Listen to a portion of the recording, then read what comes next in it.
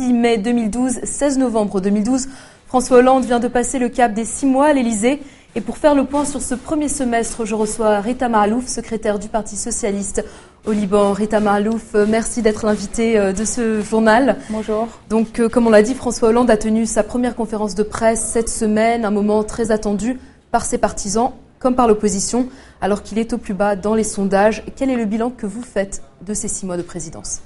Très bien. Moi, je trouve que François Hollande, mardi, lors de sa première conférence de presse, a démontré un homme sûr de lui, précis et décidé sur le cap qu'il allait suivre, c'est-à-dire qu'il a présenté le bilan de ce qu'ils ont fait déjà depuis le début, depuis mai, c'est-à-dire les mesures d'urgence comme la retraite, la diminution de l'âge de retraite pour 60 ans, comme l'augmentation du SMIC, et puis après les mesures qui sont moins populaires, disons, comme le coup de massue fiscal au mois de septembre, et puis surtout le pacte de compétitivité, ce qu'avait besoin la France pour donner un oxygène pour ces entreprises, parce que le problème de la France, c'est les entrepreneurs et les entreprises. Il a même évoqué les mesures à venir qui sont très importantes, comme la négociation du contrat de travail dans un premier temps, et puis après la réforme de l'État. Donc je trouve que c'est un François Hollande qui n'a pas hésité à donner une feuille de route, à dresser le cap pour son gouvernement, et même il a taclé un des membres de son gouvernement pour être au-dessus de la mêlée. Donc les journalistes étaient surpris. Justement, donc il y a eu des réactions plutôt positives par rapport à son discours.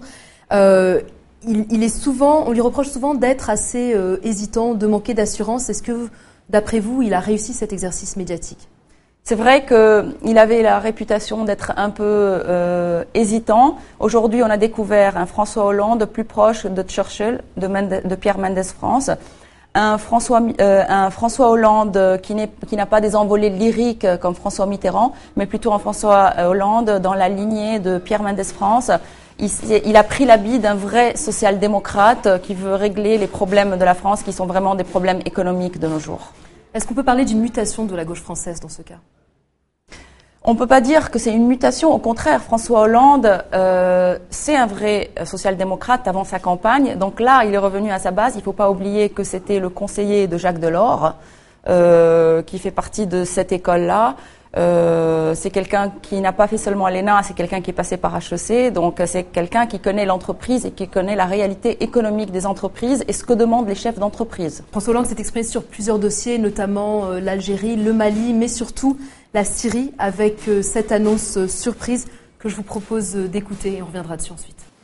J'annonce ici que la France reconnaît la coalition nationale syrienne comme la seule représentante du peuple syrien et donc comme le futur gouvernement provisoire de la Syrie démocratique.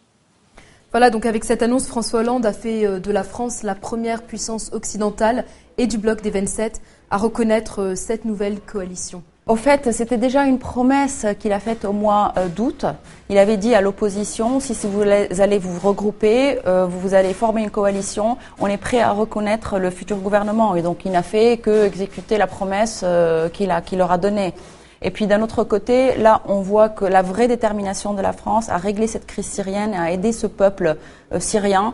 Et même, je pense qu'il a mis fin à cette idée que la Syrie d'après Assad, c'est une Syrie chaotique, apocalyptique.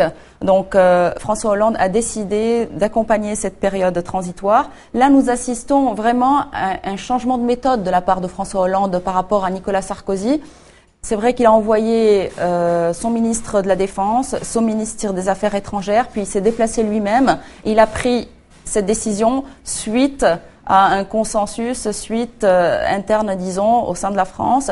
Et puis, il ne faut pas oublier que c'était une condition de la part de tous les pays de la communauté européenne qu'il y ait coalition pour qu'ils acceptent. Donc, à mon avis, les autres vont suivre. Mais c'est vrai, la France, là, a revenu la France d'avant, c'est-à-dire elle a fait entendre sa voix, mais sans envoyer des émissaires qui sont, disons, non légitimes pour faire un exercice de communication.